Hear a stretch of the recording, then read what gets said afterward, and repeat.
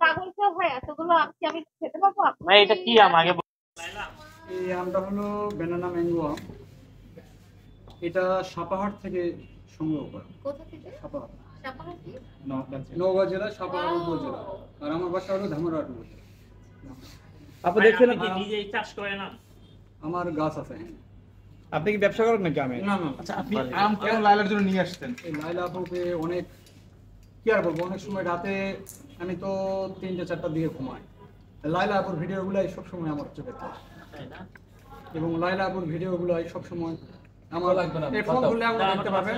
লাইলা আপুর ভিডিওগুলো আমার ফোনে চলে আসবে এখন। তাই না? এই কারণে লাইলা আপুর সঙ্গে অনেক যোগাযোগ করার জন্য অনেকভাবে চেষ্টা করছি, আমি কিছুতেই পারিনি। এই জন্য বড় ভাই আমার, এই বড় ভাই অত্যন্ত আমাকে ভালোবাসে এবং বড় ভাইকে আমি ভালোবাসি। ভালোবাসার মানুষের জন্য আম আনলেন কি উদ্দেশ্য করে? আমি কেন অন্য কিছু নয় কেন? অন্য কারণ নয় কেন? এই ভাই, এটা তো আমের সময়, তো আমের মৌসুম, আমের সিজন। আচ্ছা, এই আপনি কি এই যে আম আপনি কি নিজেই আম চাষ করেন?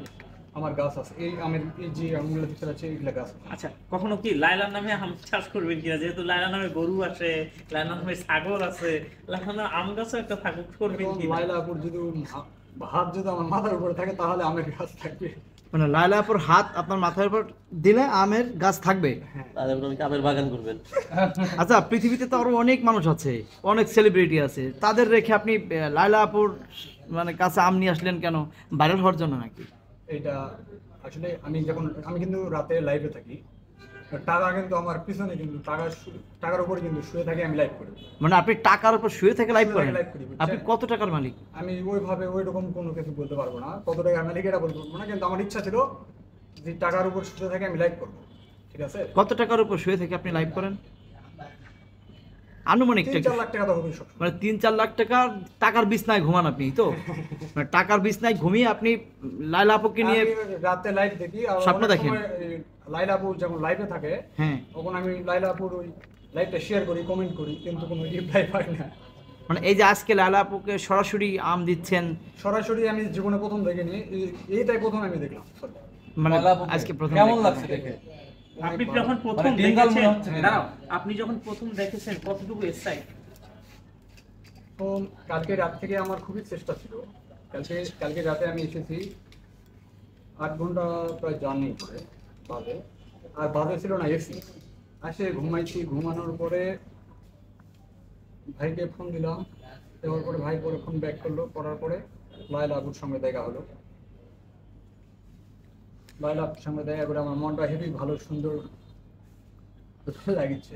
আচ্ছা, আপনি আপনার দেশের বাড়ি কোথায়? আমার দেশের বাড়ি নওগাঁ জেলা ধামরাট উপজেলা। আপনার দেশের ভাষায় একটু লায়লার সাথে একটু মানে প্রপোজ না, আম প্রপোজ করে।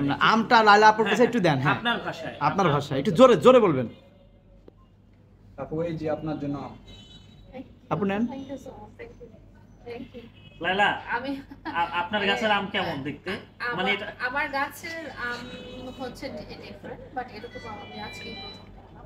আর আমাদের আরো নওগাঁ তো হচ্ছে আমের জন্য বিখ্যাত। আপু আপনাকে ভালোবেসে ওই অনেক দূর, প্রায় 200 কিলোমিটার হবে না? 500 কিলোমিটার দূর থেকে আপনি লায়লা আপুর জন্য আম নিয়ে আসছেন। আপু আমটা যদি একটু টেস্ট করে দেখতেন আসলে লায়লা, আমটা কেমন। আমি আরেকটা প্রশ্ন আছে, আপনারও